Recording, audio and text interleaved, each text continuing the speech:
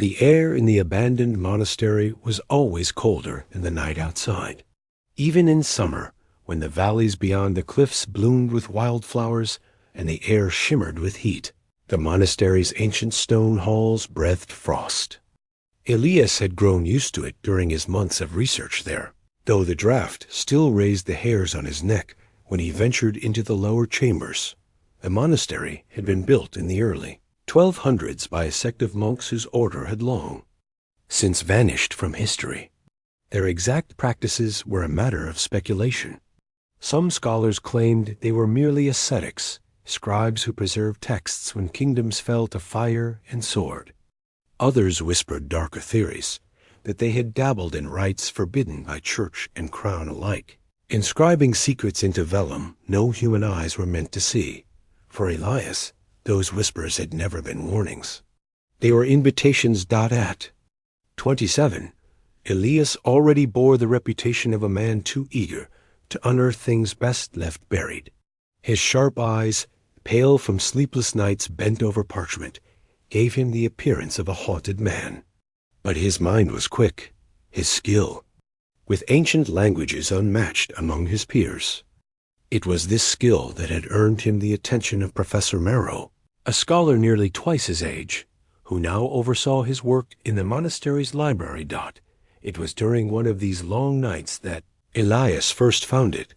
The library's vault had been untouched for decades, perhaps centuries. Dust coated the shelves like snow, and the air smelled of decay and candle wax. Elias worked by a single taper, its trembling flame struggling against the dark. His gloved hands shifted through crumbling manuscripts, brittle with age, when his fingers brushed against something different. The scroll was rolled tightly, bound with a faded leather strap. Unlike the others, its parchment was not frayed at the edges or gnawed by insects. It seemed preserved, as though time itself had been forbidden to touch it. With careful hands, Elias unbound the strap and rolled the parchment open across the oak table. His breath caught. The script was unlike anything he had ever seen. Sharp, angular lines twisted into shapes that resembled no known alphabet. Between them, symbols danced, spirals, jagged arrows, marks like stars or constellations. At the scroll's center was the most striking image, a single great eye, inked in black, surrounded by curling glyphs that gave the impression of movement, as though the eye itself might blink. Elias leaned closer, drawn in by the artistry. The ink had not faded, despite the centuries. It looked fresh, as though painted that very day. He traced the air above the symbols with his finger, careful not to touch the parchment. Beautiful, isn't it? The sudden voice made him jump. He spun, nearly knocking over his candle. Professor Marrow stood in the doorway, his lean figure framed in shadow. His eyes, deep set beneath graying brows, fixed on the scroll. "Professor," Elias said, catching his breath, "you startled me." Marrow stepped closer, his gaze hard. "Where did you find this?" "In the lower vault, behind the codices of Bishop Anselm." It was hidden beneath a loose board. Marrow's lips pressed into a thin line. He reached out as if to touch the scroll, and thought better of it. His hand trembled as he drew it back. "You should not meddle with this, Elias," he said. "This is no mere manuscript. It is cursed." Elias frowned. "Cursed? With respect, Professor, I do not believe in such superstition." Marrow's eyes narrowed. "Then believe in history. That script, you will not find it in any lexicon. It belonged to the Watchers of the Eye, a brotherhood whose name should never have survived the centuries. They wrote of visions and secrets beyond mortal comprehension. Men who read their texts too deeply went mad. Some vanished without a trace." Elias looked back at the parchment, his heart pounding with a mixture of fear and exhilaration. "And yet here it lies before us. Surely you see the value of studying it. If no one has deciphered their language before, then we might be the first." "No." Marrow's voice was sharp, commanding. "You must put it back. leave it buried. Some knowledge is forbidden for a reason. But Elias's curiosity was already aflame. He nodded politely, but as Marrow departed, he turned back to the manuscript with a hunger he could not resist. That night, he began his work. Elias set up camp in the library for weeks, scarcely leaving except to eat or snatch. A few hours of restless sleep. He copied the symbols onto parchment, comparing them to every script he knew: Greek, Aramaic, Egyptian hieroglyphs, even the obscure ruins of the northern tribes. None matched, yet fragments teased at meaning. Certain glyphs repeated in patterns, suggesting syntax. Others appeared near the eye, as though emphasizing its importance. Slowly, painfully, Elias began to construct a tentative translation. The text spoke of the eye of eternity, a relic not of this world, said to grant visions of the past and future, of all knowledge hidden from men. It was described as both a gift and a prison of paradox. He struggled to unravel Dot by the second week. Elias began whispering the symbols aloud as he translated them, testing their sound. The words felt strange on his tongue, sharp and heavy. One night, as he spoke a phrase, the candle beside him guttered violently, though no draft stirred the air. The shadows stretched unnaturally long across the stone walls. Elias froze, heart hammering, until the flame steadied again. Coincidence, he told himself. But doubt lingered. The more he translated, the more he dreamed. Each night he saw visions in endless desert beneath a black sky, a towering obelisk rising from the sands, and above it, a colossal eye staring down at him.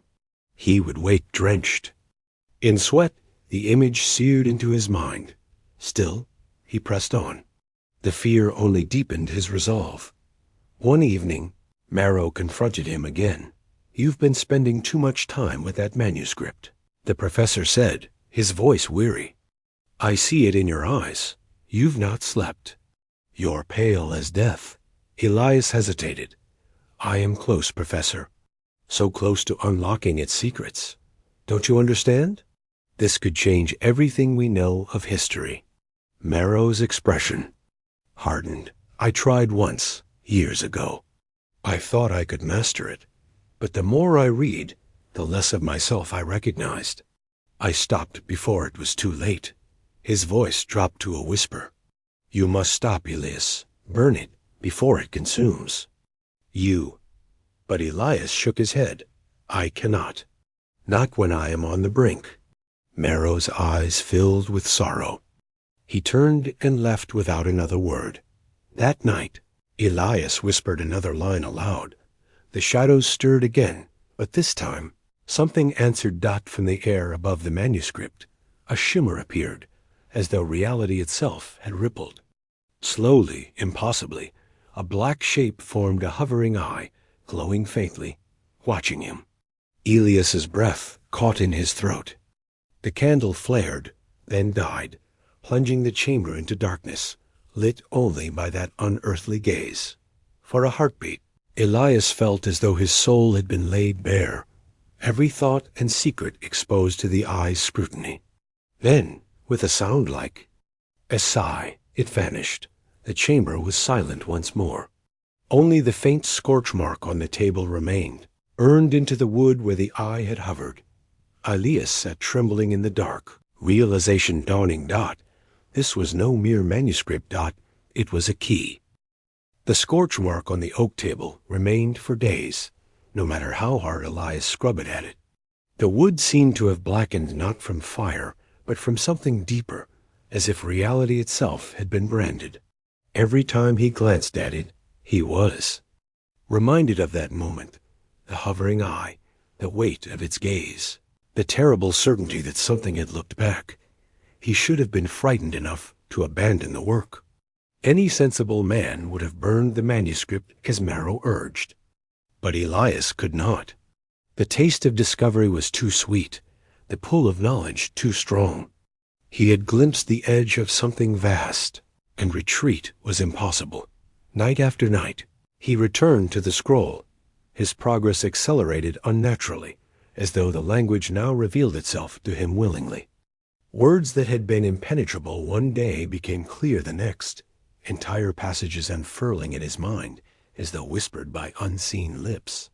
He filled page after page with translations, diagrams of symbols, sketches of the eye that had seared itself. Into his dreams, the text was a litany, part scripture and part ritual. It spoke of the eye of eternity, describing it as both artifact and being, an entity that could pierce the veil of time. To gaze into the eye was to see all things every choice, every future, every secret. But the eye was bound, sealed within words of power, hidden away by those who had feared its awakening. Elias lingered on one phrase in particular. The eye sees not only the world, but the soul that dares to see it. The words gnawed at him. Soon, the dreams returned, more vivid than before. He wandered a desert of endless black sand beneath a sky without stars. An obelisk, taller than any cathedral, loomed before him. Its surface was covered in the same runes as the manuscript. And always, above it, hung the colossal eyelidless, unblinking, filled with a light that seemed to strip away every illusion of self. Each time he woke from these dreams, his body trembled with exhaustion, but his mind pulsed with a strange clarity. He began to suspect that these visions were not dreams at all, but glimpses of another place, perhaps the realm where the eye itself was bound. It was during one such night that he noticed the first change in the waking world. Walking through the monastery courtyard, Elias felt the prickle of being watched. He turned, but the cloisters stood empty, their arches draped in shadow. Later, in the market of the nearby village, he saw a man staring at him from across the square. The man's eyes were strange, dark, glinting, and unblinking. When Elias blinked, the man was gone. The feeling followed him home, persistent. Like a shadow just out of sight. Professor Merrill noticed the change in him. "You're pale," he said one evening, studying Elias with wary eyes. "You barely eat. You mutter to yourself in a tongue I do not know.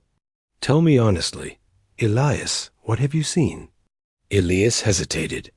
He wanted to share his visions, his progress, the promise of unlocking the eye. Yet a part of him, a growing instinct, whispered caution. "I see only words," he said instead. "But I am closer now than ever." Merrow's hand tightened on the arm of his chair. "Then hear me well. I once sought what you seek. I translated enough to know the danger. One of my colleagues, a man named Hartwell, read further than I dared. He vanished within the monastery itself. We found only his shoes sitting neatly by the altar, as though he had stepped out of them and walked into the void. I will not see the same happen to you." Elias swallowed hard. Perhaps Hartwell saw what lies beyond the veil. Perhaps he found the truth. Merrow's face twisted in anger.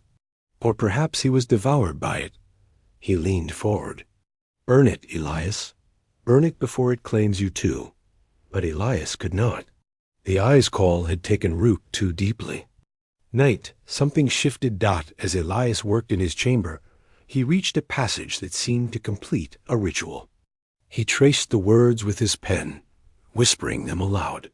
The air grew heavy, pressing down on his chest. His candlelight bent unnaturally, stretching across the walls. The scroll pulsed. The ink shimmered, as though wet, and the symbols glowed. Faintly, Elias's breath caught as the eye at the center widened, the blackness within deepening like a well. From it, a shape emerged, not fully, not in form, but in presence. The hovering eye reappeared above the parchment, larger this time, its gaze unyielding. Shadows writhed across the walls, coiling like serpents. Elias stumbled back, his mind screaming to look away, but he could not. Whispers filled the chamber. Not words he understood, but tones that vibrated in his bones, a chorus of voices layered atop one another. He felt them scrape against his mind, peeling back layers of thought as though searching for something. Then dash silence. The eye blinked once. And with that, it vanished. Elias collapsed to his knees, gasping. The scroll lay before him, unchanged, its ink dry and lifeless once more. But he knew something had a WOK and it had seen him. The following days blurred into one another. Elias walked through the monastery like a ghost.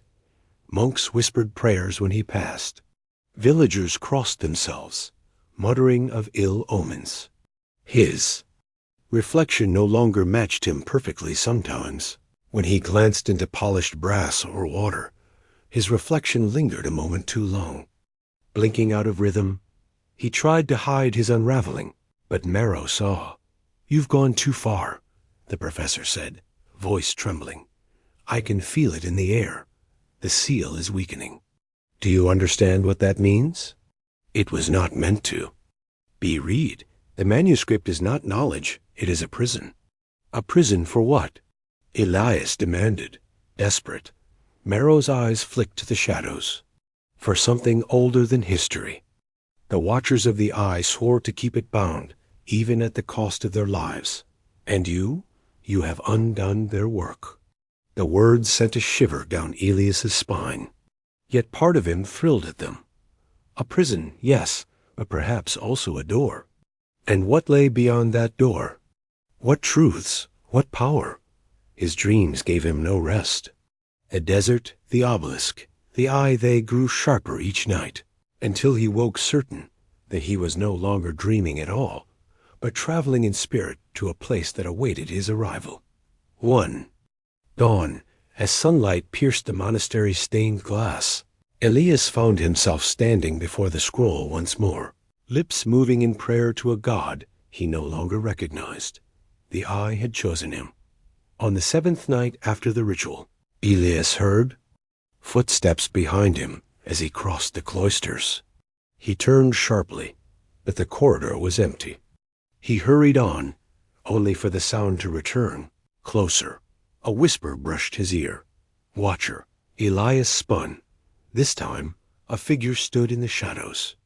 A tall man cloaked, his face hidden beneath a hood. The symbol of the eye was stitched into his garment. Glowing faintly in the dark, Elias's heart pounded. "Who are you?" The figure tilted his head. "We are the Watchers of the Eye, and you, Elias, have awoken what was meant to sleep." Before Elias could speak, more shapes emerged from the dark, men and women cloaked in silence, their eyes reflecting candlelight unnaturally. They closed in, surrounding him. The leader spoke again, voice low and certain. "The seal is broken. The eye stirs. And now, only you can help us mend it or doom the world to its gaze." Elias trembled. His mind raced with questions, with fear, with hunger. But one thought echoed above all others. The eye was awake. The Watchers did not kill him. They bound his wrists in cords of braided leather and marched him through the monastery's hidden passages, their footsteps echoing against the cold stone. Elias did not resist. A strange part of him felt almost relieved. At least the endless waiting, the gnawing sense that something was drawing nearer, had ended. The cloaked figures led him into a chamber beneath the monastery, one he had never seen despite months of exploration. The room was circular, its walls carved with the same runes as the scroll. At the center lay a stone altar, cracked with age, but pulsing faintly with light. The leader pulled back his hood. His face was scarred, one eye blind and clouded, the other sharp as glass. "I am Seraphius," he said, "High Watcher of this order, and you, Elias, have trespassed upon our burden." Elias lifted his chin. "I only sought knowledge." "Knowledge?" Seraphius's voice was scornful. "You meddled with a seal forged in blood and sacrifice. That manuscript was never meant to be read. It is a binding. Every word you spoke aloud weakened it. Every mark you traced fed the hunger of what lies beyond. Elias felt the cords bite into his wrists as he strained against them. Then tell me what it is. What does the eye contain? Why guard it in silence for centuries, if not to keep the truth from the world? The watcher stepped closer, his gaze cold, because truth can destroy. The eye is not a thing of this world. It is a window into the seer beyond the veil, a being older than creation. It does not grant visions, it devours them. Those who stare into it too long cease to be. Their minds are consumed, their bodies left hollow. The memory of Hartwell's vanished shoes surfaced in Elias's mind, sending a chill down his spine. Still, another part of him rebelled. And yet it shows me things. The desert, the obelisk, it is real. If it is sealed, then why do I see it? Because you are marked, Seraphius said grimly. It has touched you. The eye has chosen you as its vessel. That is why you must. Help us restore the prison before the seer breaks free. The watchers held him there for days, feeding him little more than bread and water. They questioned him relentlessly, demanding every word he had translated. Elias, weakened but defiant, gave them fragments but withheld others. Some instinct told him not to give everything away at night. When the watchers left him chained in the chamber, the whispers returned. He heard them in the dark soft at first, then growing louder, like a chorus pressing against the walls of his mind. Elias, they called, you have seen the desert, you have walked the sands. Free me, and you will see more than any man before. You. He woke one night to find the runes on the wall glowing faintly, shifting as though alive. The eye pulsed within his mind, hungry, waiting. On the fourth night, Seraphius returned with another man. Elias's breath caught it was Professor Murrow. Professor! Elias cried, half in relief, half in fear. But Marrow's expression was not the relief of a rescuer. His eyes burned with zeal, his mouth twisting into a smile Elias had never seen before. You've done it. Elias, Marrow said softly. You've brought us to the brink. Do you not see? This is what I wanted all along. The Watchers have kept the eye shackled for centuries, denying mankind its greatest gift. But you have broken their chains. Elias shook his head, horror. Dawning, you lied to me. You said it was cursed, that Hartwell. Ah, Hartwell. Marrow's smile widened. He was the first to succeed. The eye consumed him. Yes, but in doing so, it showed him wonders. He became part of something greater. Seraphius spat on the ground. You are a fool, Marrow. The seer does not share knowledge. It consumes. Your ambition will doom us all. Marrow turned on the High Watcher, his voice rising. Doom? No, salvation. Do you not understand? If we command the seer, if we harness the eye, we can shape the future itself. Elias felt the chains dig into his skin. Betrayal and revelation warred. Within him, Marrow had never been his mentor. Not truly. He had been using him all along, grooming him as the key to breaking the seal. The Watchers argued violently among themselves. Some believed Elias should be executed to sever the eye's connection. Others, led by Seraphius, insisted he must live to help restore the seal. But Marrow acted first. When the chamber doors swung open, Elias saw chaos-cloaked Watchers battling others, steel flashing in the dim torchlight. The runes on the walls pulsed wildly, as if feeding on the violence. Marrow strode through the fray, a bundle of parchments clutched in his hand, the missing pages of the manuscript. Elias's stomach twisted. So that was why the text had seemed incomplete. Marrow had hidden them all along. The professor's eyes gleamed with triumph. With these, the ritual will be complete. The eye will open. Seraphius lunged, but Marrow's allies cut him off. Torches fell, flames licking across the floor. The chamber filled with smoke, screams, and the clash of steel. Elias struggled against his bonds, heart hammering. Then With a sharp crack, one of the cords loosened. He tore himself free and stumbled toward the altar. The manuscript lay there, glowing faintly. Its symbols writhed as though alive, eager for release. Elias's breath caught, he could almost hear them whispering his name. Marrow's voice rose above the chaos, chanting words Elias recognized from his own translations. The runes on the walls blazed. The stone altar cracked down the middle. The seal was breaking. Shadows bled into the room, not mere darkness, but shapes, long and formless, stretching from nowhere. They coiled around the watchers, suffocating screams into silence. The air itself, warped, heavy with an otherworldly pressure that drove men to their knees. Elias staggered, covering his ears as whispers filled the chamber, louder now, coherent, insistent. "Open the eye. Free me. All knowledge, all power shall be yours." Seraphaeus fought his way toward Elias, blood running down his face. "Listen to me," he shouted over the din. "It is not a gift, it is a maw. If the eye opens fully, there will be no world left to know." Elias's mind split between voices. One begged for safety, urging him to flee, to burn the scroll and end it all. The other, the eye's voice, offered him everything he had ever wanted. Truth, vision, the power to rewrite history itself. And at the center of it all stood Marrow, chanting with ecstasy, his hands raised as the final sigils flared with unholy light. The ground shook. Stones rained from the ceiling. The eye was awakening. Elias stumbled forward, his gaze falling on the glowing manuscript. Every part of him screamed to take it, to finish what he had begun.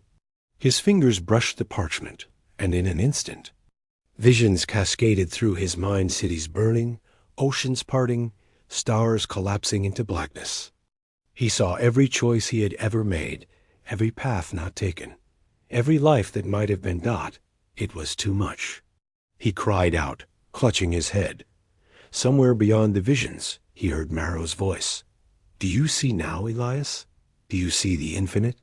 Elias raised his head, and in that moment he understood the truth. The eye did not reveal futures, it devoured them. Each possibility he glimpsed was not shown to him, but consumed, extinguished. The more he saw, the less remained. Reality itself was unraveling, thread by thread. He tore his hand back from the scroll, gasping. Marrow stared at him, stunned. "No, you cannot turn back now. Help me, Elias. Together we can control it." But Elias saw only madness in the professors. Eyes got the chamber split with a deafening crack. The altar shattered, releasing a blinding surge of light. Shadows writhed upward, coalescing into a colossal form. An eye, vast and lidless, opened in the air above them, its pupils stretching into infinity. Whispers poured from it, not into ears, but directly into minds, twisting thought and memory alike. Men dropped their weapons, clutching their skulls. Some laughed hysterically before collapsing. Others tore at their own eyes, unable to bear its gaze. Elias fell to his knees, horror choking him. The seer was free, and it was looking at him,